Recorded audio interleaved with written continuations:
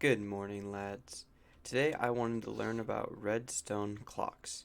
So I went to YouTube and found a bunch of different videos on just a variety of clocks and their uses. So this first one here is very simple, and actually, let's grab some tools. The best way to light it off is a redstone block with a torch, because the torch will make a 1-tick pulse and then fizzle out. And there you go. The clock is running. The thing I don't like about it is you really can't turn it off and on.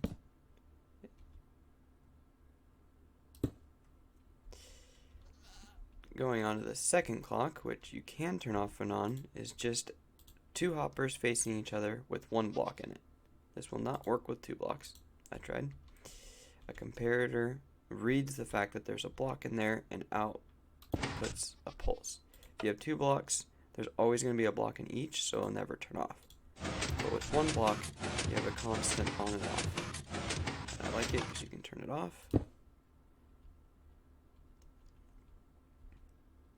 This one's a little bit more complicated, but still simple enough. You're just turning this torch on and off, which, yeah. So the torch powers this repeater, which goes along, and this repeater powers this block. The block turns off the torch, and the process repeats. Like it, you can turn it off. Useful. This one is fast. I'm not sure how often you need something this fast. I guess you can, even holding right click, I think, place a block up. So, yeah, it should fast. Real fast. This one is much more useful. Just, again, it's the items traveling through the hoppers. But when you incorporate the pistons, you can get a lot longer delay. You can also turn it on and off by running redstone along the top and a lever to activate the redstone. But this is one of my favorites just because you can get very precise to the amount of time that you want the clock to run for. This is a 5-minute clock. Very simple. It's just a pressure plate with an item on it. The pressure plate is powering this block, which turns off this torch. As soon as the item disappears, the pressure plate turns off this block, which allows the redstone torch to power the dropper, which will spit out a block, starting the cycle over again. This will also work as a clock, so you can see that we've had 15 minutes pass since I loaded this. But you can also have it resting in the on position, and then when the block disappears, it'll turn it off and then back on. But normally I like my things to start off, and then when it happens, I'll turn it on. This is another really fast one, and it's got 2 different ways to turn it off. So it's just 2 observers looking at each other, constantly sending signals back and forth. You can turn it off, leaving it on position, or you can turn it off by pushing one of the observers out of the way, leaving it in the off position. So another one of my favorites. It's super compact. It's really good for like shooting bone meal at something, because you only need the 2 observers and then a dispenser to chuck the bone meal. This one's elaborate and probably never useful, but I had to add it because if you're not using a flying machine, time your redstone projects, what are you doing? Obviously, the higher you go, the longer the amount of time. Oops. That was good. You have to use a redstone block here. Noob.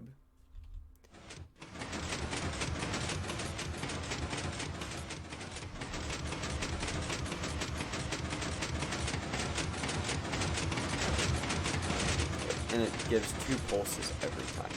So, I mean, if you need something that gives 2 pulses, and then to turn it off, you can just take the block away from this piston.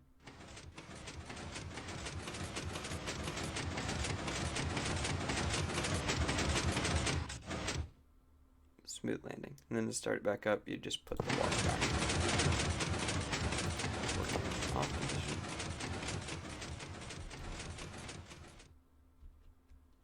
And this is just a completely useless clock as far as I'm concerned. It's really loud.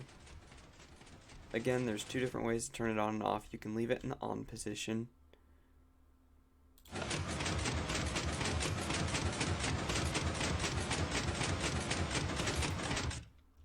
Or you can just power this piston permanently, which leaves it in the off position. The way that it works is this observer is looking at this block, and it notices when the block gets pushed underneath of it, and so it creates a little update in itself. This block notices the update it created and sends a pulse through this wire into this piston, which will then push the block underneath, and the circular process begins.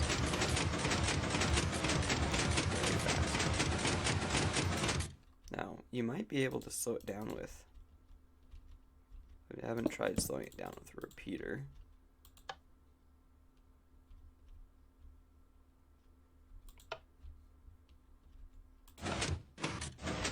Yeah. You can just slow it down. That actually makes it a lot more tolerable because it's not super fast.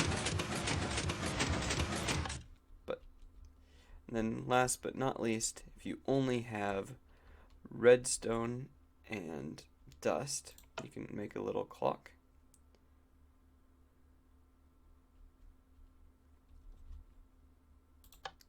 Again, simple enough. You're just having a redstone torch that turns off another redstone torch in circular motion.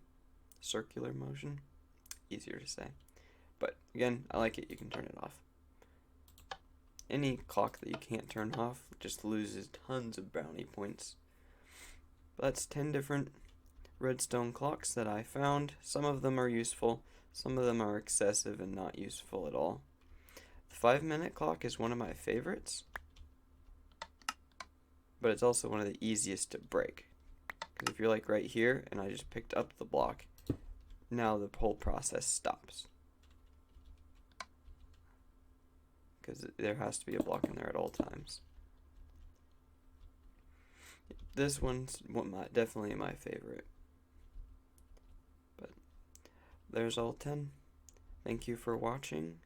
We'll see what I want to explore with this redstone world next episode.